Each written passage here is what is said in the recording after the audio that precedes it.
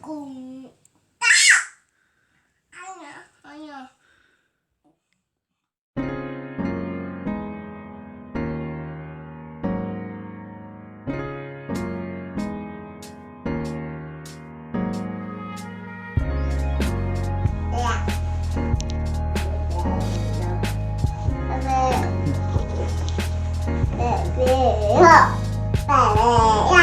안녕.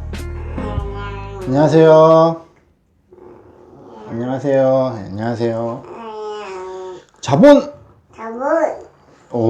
자본. 연습했어? 이제 조용히 있을 거야, 옆에서? 조용히 있을 수 있지? 잘 들어.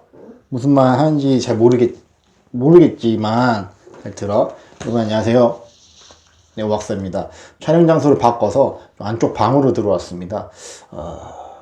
바로 가보도록 하겠습니다. 자, 첫 번째, 약세장의 지속. 2018년도 1월 2일에 코스피 지수 2480, 현재 10월 중순 얼마죠? 2253으로서 단순히 이 인덱스만 보자면 마이너스 9%입니다. 그죠? 마이너스 9%, 뭐 심각한 뭐 급락, 뭐 폭락작은 아니지만 이게 마이너스 9%, 약세장입니다. 여러분들 주변 한번 둘러보세요. 주식 얘기가 많습니까? 적습니까? 제 주변에는 쏙 들어갔어요. 주식 얘기 쏙 들어갔고요. 뭐 이제 단타성 내지 뭐 테마적으로, 테마 뭐 주식 얘기지. 뭐 야, 주식 뭐 해야 돼. 뭐 특히 우량주들 얘기는 전혀 못 들어봤습니다. 자, 하지만 저의 생각은 뭐냐? 암탉은 파는 거 아닙니다. 제가 블로그에도 썼지만 달걀을 낳는 암탉은 이게 막 거래를 해서는 안 되는 거예요. 그리고 암탉이 싸게 나올 때 암탉을 사서 집에서 잘 보관해 놓고 있어야 됩니다. 아주 잘 보관해 두고 있어야 돼요. 그리고 주식은 때때로는 너무 좀 가까이서 보면은, 그러니까 기업 분석을 할 때는 이렇게 좀 면밀히 봐야겠지만 매출, 영업이익률, 뭐 그 피어들과 그 동종사들 간의 비교, 그리고 밸류에이션, PER을 몇 배를 받느냐, 혹은 PBR은 어떻느냐, 그런 걸 봐야 돼. 하지만 결과적으로는 주식 가격이 등락이 왔다 갔다 하는 그 속성이 있기 때문에 결과적으로는 좀 멀리 떨어져서 봐야 된다. 어느 정도는. 그러니까 너무 이 마이크로하게 보는 것보다는 가격의 등락은, 오르내림은 조금 멀리 떨어져서 봐야 된다, 이렇게 생각하고 있습니다.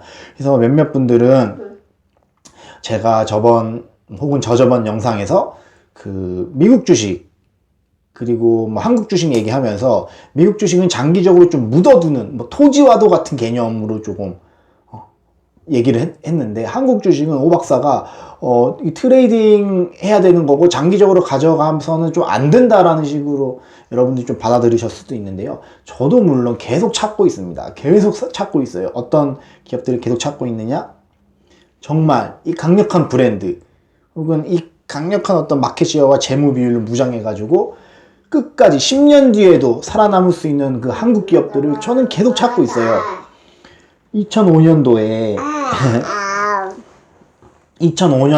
LG생활건강 같은 그런 기업들을 찾고 있습니다. 그래서 그 당시에는 비싸 보여도 시간이 흐르면 주가의 상승이 얘기해주고 이익이 꺾이지 않는, 수십 분기 이상 이익과 매출이 꺾이지 않는 그런 기업들을 전 아직도 찾고 있어요. 그래서 한국 시장에 대해서 제가 너무 좀 부정적으로 얘기한 건 아니라는 거예요. 그리고 현재까지도 저 역시 금융자산의 50% 이상, 50%가 뭐예요? 한 70% 이상, 75%는 한국 주식에 투자되어 있다는 거를 여러분들 알아주셨으면 좋겠습니다. 같이 한번 찾아보자고요. 같이 한번. 자, 그런데 미국은 어떻느냐? 미국이 왜 난리냐? 자, 미국은 지금 국채금리가 치고 올라오고 있습니다. 미국 걔네들의 그 본드 있죠? 트레저리 본드가 치고 올라오고 있어요. 미국의 트레저리 본드 올라오고 있으니까 걔네들은 이제 그런 거죠. 주식을 살 필요가 뭐가 있느냐. 특히 이 이익이 좀 정체되거나 단기적으로는 섹시함이 전혀 없는 어떤 전통 산업들 중에서 배당을 좀 주는 기업들이 있지 않습니까? 4% 이상?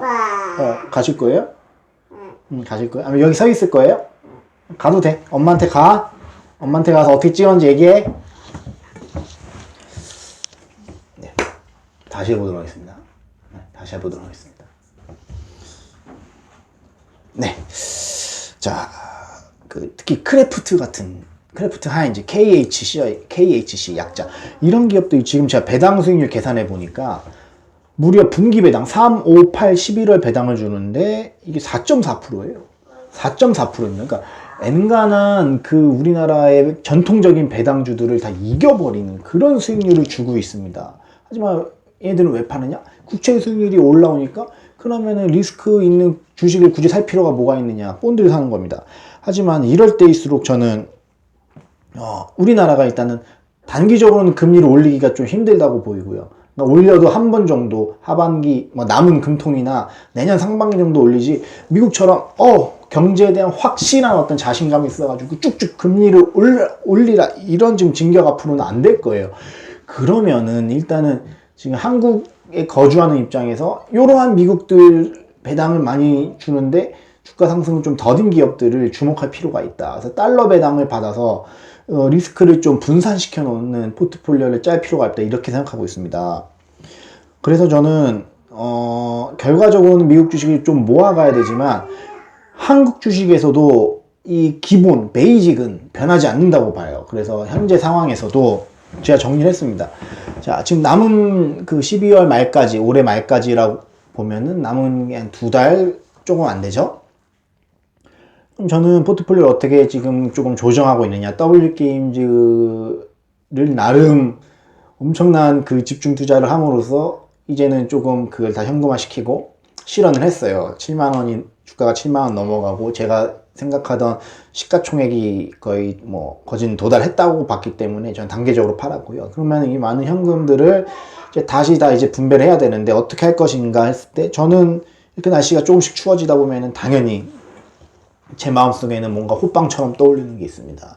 배당주로 가야 돼요. 안정적인 배당주로 가야 되는데 제가 전통적으로 좋아했던 배당주들 KTNG 이런 기업들이 좀 야하더라고요. 좀 약했어.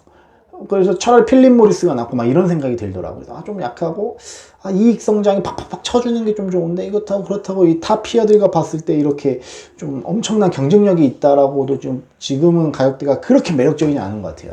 그래서 저는 배당주에서 어쨌든 저희 픽은 금융주였습니다. 금융의 3대 축. 제가 말씀드릴 강의가 있으면 많이 말씀드렸지만 금융의 3대 축 이거 알고 있어야 돼요. 그죠? 은행, 증권, 보험에서 은행은 좀 제외하고 증권과 보험 쪽에서 하나씩 갖고 있습니다. 그래서 삼성화재 우선주랑 대신증권 우선주.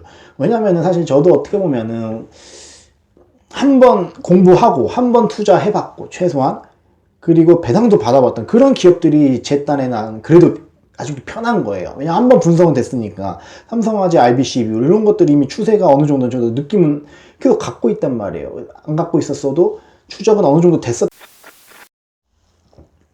갑자기 꺼져버렸네요. 죄송합니다. 삼성화재 우선주 같은 기업들. 그래서 RBC 비율 지금이 한 320% 정도 되거든요. 그래서 쉬운 말로 깨져도 가장 마지막에 깨질 손해보험주다 이렇게 보고 있습니다. 우리나라에서. 그래서 그런 기업들 사는 거고. 그리고 성장주, 이익성장은 여전한 흥행수표죠. 돈이 되는 냄새가 이익성장뿐이 없습니다. 그러면 이익은 어떻게 해야 되냐? 이익성장주인데 플러스 지금 제가 보고 있는 요건이 뭐냐? 싸야 돼요. 해야 됩니다. 싸야 돼. 왜? 지금 저는 조금 방어적인 포트폴리오를 솔직히 구성하고 싶어요.